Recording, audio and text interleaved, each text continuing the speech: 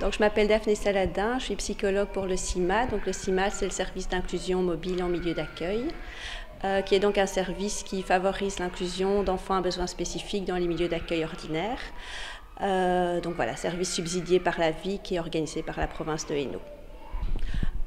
Donc, pourquoi un milieu d'accueil prend contact avec le CIMA? Parce qu'il est en difficulté. Voilà, certains milieux d'accueil accueillent des enfants en situation de handicap, un handicap avéré ou pas. Il y a deux cas de figure. Donc, soit le handicap est avéré et connu avant l'entrée en milieu d'accueil, ou il va se découvrir en cours d'accueil. Et là, on est aussi dans une autre perspective, puisque là, voilà, les puéricultrices vont se sentir en difficulté, elles vont le répercuter à leurs responsables, qui vont répercuter à leur coordinatrice accueil et contacter le CIMA. Et là, il y a aussi tout ce travail de voilà, comment on informe, comment on arrive à dire aux parents que son enfant est en difficulté, puisque les puéricultrices sont en première ligne et donc vont constater que cet enfant a un développement moteur atypique, peut-être qu'au niveau relationnel, voilà, c'est pas harmonieux. Donc voilà, quand un milieu d'accueil, voilà, à la demande d'un parent pour l'accueil d'un enfant à besoins spécifiques ou en situation de handicap, voilà, il prend contact avec moi. Je rencontre donc une première fois généralement la responsable du milieu d'accueil où voilà, j'explique les missions du service et les possibilités d'intervention au sein du milieu d'accueil. Voilà, nous signons ensuite une convention de collaboration et généralement après dans la foulée je rencontre l'équipe, donc les puéricultrices qui accueillent l'enfant et avec l'accord des parents je peux me rendre en section pour voilà, échanger avec les puéricultrices sur l'accueil et répondre à leurs questions. On a eu l'occasion d'accueillir une petite atteinte de surdité, donc c'était une première expérience pour nous d'accueillir un enfant différent.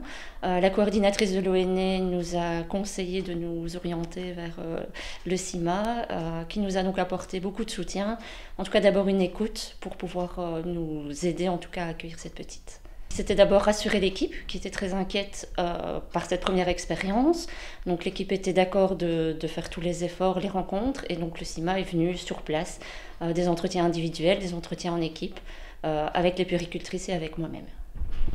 Mais on a pu discuter avec, c'est une psychologue qui est venue, on a discuté avec elle pour voir si on agissait bien vis-à-vis de l'enfant parce que nous comme on est dans tout le temps dedans, on ne voit pas forcément si on fait bien ou pas, mais voilà, après elle nous a donné des petites idées pour ce qu'on pouvait encore apporter à l'enfant, mais on était bien partis.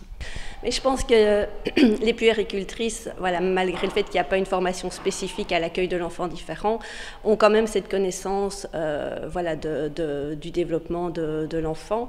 Et c'est souvent très riche pour elles d'accueillir des enfants différents parce que ça va voilà, les questionner sur leur capacité d'observation, sur les pratiques, sur on a toujours fait comme ça. Dans la formation de puéricultrice, je pense qu'il serait important en tout cas d'avoir un module pour l'accueil des enfants différents pour pouvoir un peu dédramatiser cet accueil. Et c'est vrai qu'il y a des contraintes, mais de savoir qu'on peut être entouré, en tout cas, c'est le plus important.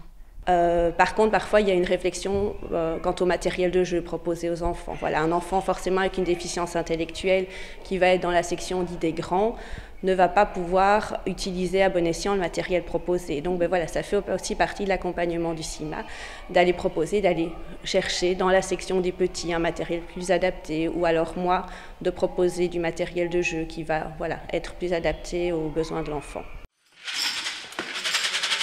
Au niveau du matériel qu'on dispose ici en crèche, on peut accueillir quand même beaucoup d'enfants. En fonction du handicap, de la différence de l'enfant, il faudra certainement s'adapter. Il y a des choses qui sont certainement faciles à mettre en place, mais il y a d'autres besoins spécifiques pour lesquels un investissement, en tout cas une réflexion doit avoir lieu.